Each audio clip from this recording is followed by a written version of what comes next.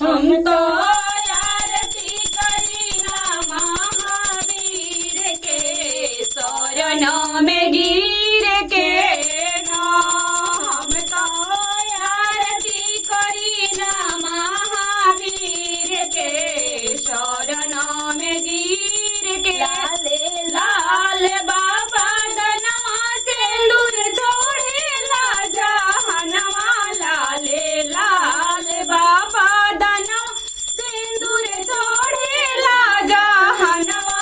रौरा सेवकाई श्री रघुवीर के शरण में गिर के ना।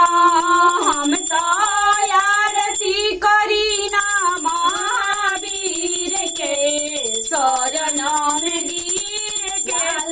लाल बाबा दनवा सिंदूर छोड़ेला जहनवा। लाले लाल बाबा दनवा सिंदूर छोड़ेला जहनवा।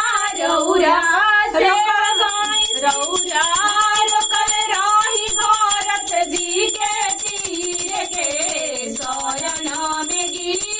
बाल रूप में सूरज गिलनी बड़ा निहोरा पर गिलनी। बाल रूप में सूरज गिलनी बड़ा निहोरा से गिलनी।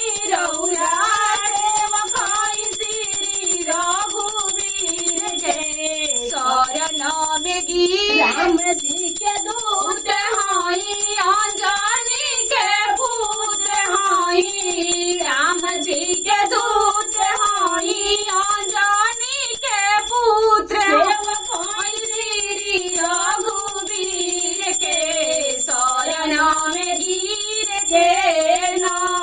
हम तो आरती करीना महावीर के शरण में गिर